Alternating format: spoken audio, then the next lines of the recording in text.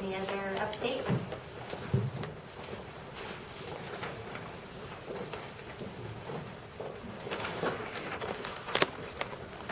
Valerie, Arevelo, TCPO. Good morning, Commissioners. I have a lot to say. Everybody's had such short ones. I'd like to talk about the domestic violence program and our NMPCA family services first, and leave home visiting for, since number 6 on the agenda. I'll come back to that. We've been really busy. I'd like to start with, I can't read all of this, but it was addressed to me from someone in the community who benefited from our domestic violence program. And I have to leave some out, but the gist of it is, I cannot begin to tell you how thankful I am for your office and the self-sacrificing spirit and kindness, understanding, compassion, and sincere, earnest concern your staff displayed to me and my family. Most especially, I would like to make you aware of the untiring care we received from Ms. Roxy Encinas. To say that Ms. Encinas has gone beyond the call of duty would be an underestimate. When I had no hope, she gave me hope. When I thought no one cared, she called like a kindred spirit that had known me a lifetime. I felt listened to and understood in a beautiful way. This I can freely say because even in my darkest hours, never did she choose sides or belittle my husband. Ms. Encinas was here to help, and that she did in the most balanced way I have experienced in a long time. I could go on for pages and tell you all the details. There are many in connection with the support I have received during this difficult and stressful time period. If it were not for Ms. Encinas, I may not be here today to write this to you. Please know what a priceless and precious resource you have in her. She is the real deal. Congratulations to you for having the wisdom to secure Ms. Encinas on your staff. And she's here. She didn't want me to bring attention to her, but I asked her to come. Because, you know, as a director, as a supervisor, to get letters like that is amazing. And with domestic violence, it's always difficult because we're dealing with both the victims and the offenders. So I'm truly proud to say that she's part of our organization, and she really is the domestic violence program. I would like everybody to know.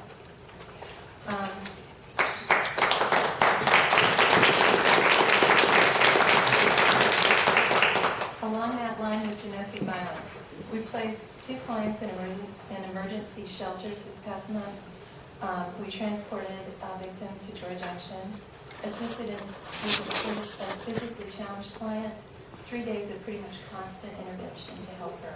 It was a domestic violence, but she was also disabled, so it was a challenge, and I think we did a really good job. We worked with 3 crisis clients. Crisis clients are those that really just need immediate help. We don't necessarily do long-term intervention, but it's needed now. So that's why we have the 24-hour hotline. We did 4 orders of protection. We help support that. We don't do it. So we help them fill out the paperwork, and then they file it with the courts. We also follow up and go to the hearing when they determine whether they're going to extend that more than 10 days.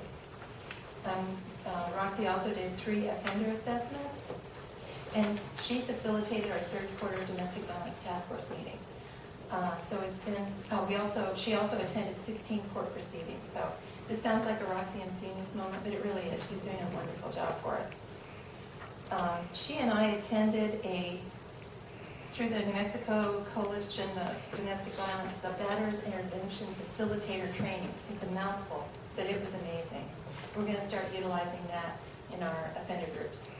It really shows clever ways to help offenders become accountable and understand their accountability. We know that a lot of abusers were abused, but that can't be an excuse for their behavior. So this program, the Batters Intervention Program, really helps them to understand, yes, there may be a reason that you're behaving this way, but you still have to be accountable for your actions. So we're going to be promoting that. We also attended Advocacy in Action. That's through the Crime Victims Reparation Commission. And that's really an advocate type of training. So we had a balance this month. We did offender and advocacy training this month. Also with NMPCA, home visiting, we have Berta, our new program manager, she attended a database training with me and also our quarterly meeting. And a representative Tripp was at our quarterly meeting at Socorro because our home visitors are from all over. And what we learned is how that program has utilized their relationship with Representative Tripp to help develop the home visiting program. So we're going to use some of the strategies that we learned in that meeting to really develop our program for home visiting.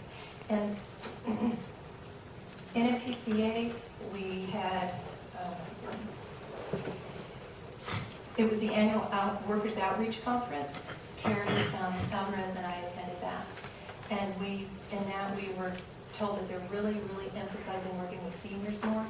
So our program is going to be really trying to get it out to the community that we do support seniors. We help them find resources if they need to apply for Medicaid or their Social Security benefits. We're available to help with that service.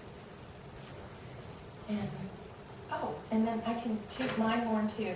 I'm on the CSBG board for Help New Mexico, and they elected me to be the chairman of their financial committee at their last quarterly board meeting. And one more thing, Avita is working now with Help New Mexico. Help New Mexico is going to provide, which is part of CSBG.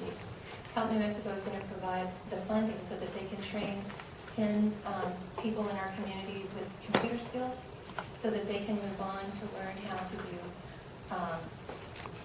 alternative energy. They'll be certified to work in that field, solar and wind. The problem had been Avita had candidates in mind, but they just didn't have the computer skills to go on to get the certification. So Help New Mexico is working with them in partnership to pay for the programming for the computer training. So we're busy and we're excited. Thank you. Do you have any questions? I have none. I just want to say thank you for